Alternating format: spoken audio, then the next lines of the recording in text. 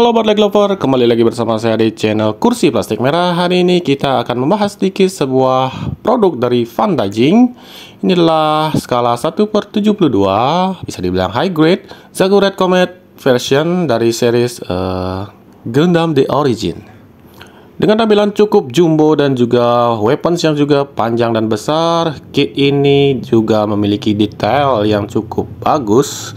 Dimulai dari high grade-nya juga yang memang detailnya juga cukup bagus, apalagi dijumbokan seperti ini, detailnya masih kelihatan bagus. Mungkin bagi kalian yang memang mau belajar scribing atau mau bikin panel line, kit ini memang cocok buat dipakai pembelajaran karena medianya juga cukup lebar. Oke, dari senapannya juga cukup wah banget ini. Oke, dari segi kekokohan kit ini memang berasa banget kokohnya karena polycapnya yang seharusnya terbuat dari karet di sini diubah menjadi plastik.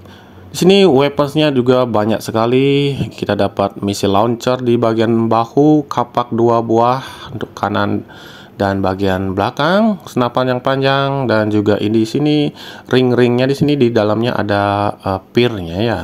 Jadi nggak seperti di high grade-nya, di sini ada penambahan di bagian ring-ring itu sendiri.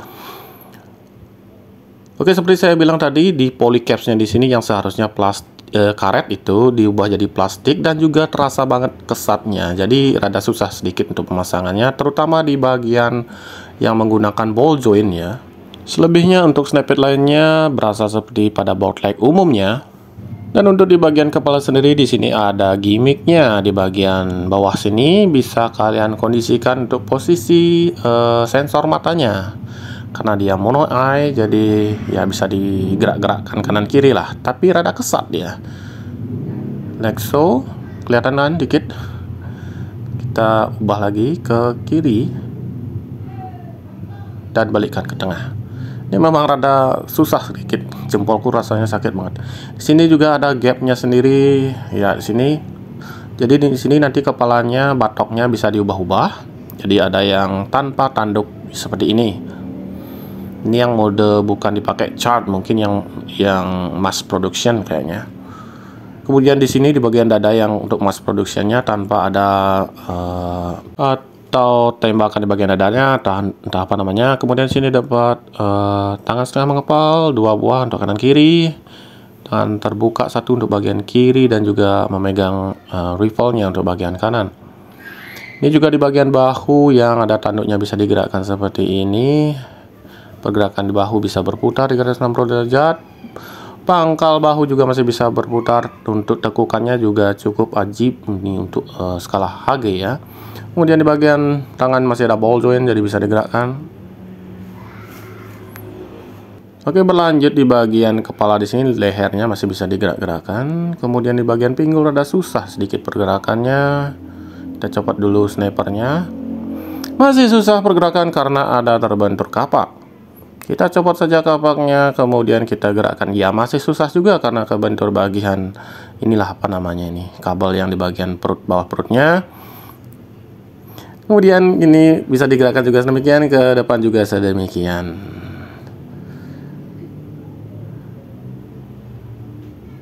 Oke, berlanjut di bagian ini kapaknya bisa dicopot dulu. Skirt samping di sini rada susah pergerakannya. Skirt depan bisa diindividualkan dan skirt belakang is dead. Kemudian kita gerantangkan kaki ke samping sedemikian, tapi skirt sampingnya mau udah copot jadinya. Di sini polycaps yang harusnya karet tadi diganti plastik, jadi ini sini keras banget. Ini pemakaiannya harusnya pemasangannya seperti ini. Kita bongkar dulu, jangan dulu dipasang bagian depannya. Kemudian sama halnya juga di bagian thruster ini masih pakai ball joint, jadi kita pasang bagian tengahnya, jangan dari luar. Berlanjut rentangan kaki ke depan sedemikian, kemudian ke belakang cukup terbentur skirt belakang. Kemudian di sini juga bagian pangkal pahanya masih bisa dikedepankan sedikit. Mungkin untuk gimmick sujud atau entah apa, perputaran di pangkal paha, tekukannya juga ya layaknya HG pada tahun-tahun sekarang. Bagian pangkal kaki masih bisa digerakkan sedemikian. Cuma ini bagian tumitnya memang tidak bisa digerakkan. Ini kesat banget ini lututnya. Oke, berlanjut ke ini bagian shield di bagian bahunya. Kita juga ada missile launchernya di sana. Di sini juga ada konektor untuk pemasangan bazooka. Bazookanya sendiri seperti ini, cukup besar dan juga handle-nya bisa digerakkan.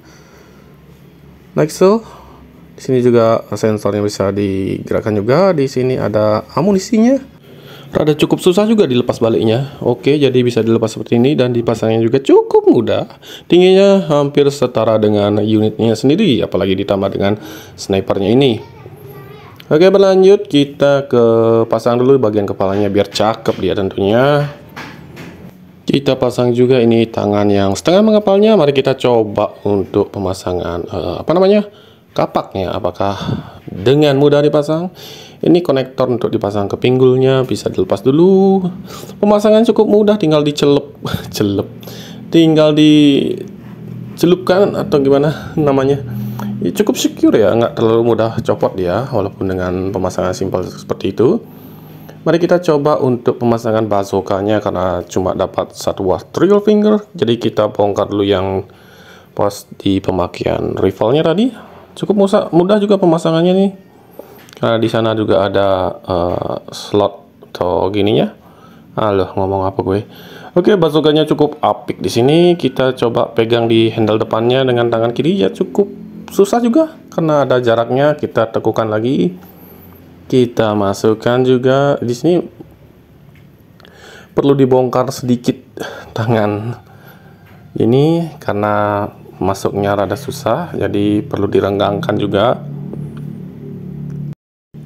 Ribet banget. Oke, cukup seperti itu. Kita masukkan lagi dan kita tutup. Kebalik bang. Like so.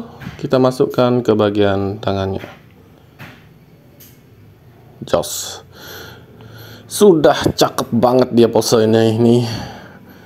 Cukup taruh di atas lemari ini kayaknya juga sudah menarik perhatian banget karena dia cukup besar dan juga warnanya merah. Oke, kita coba pose dia berlutut.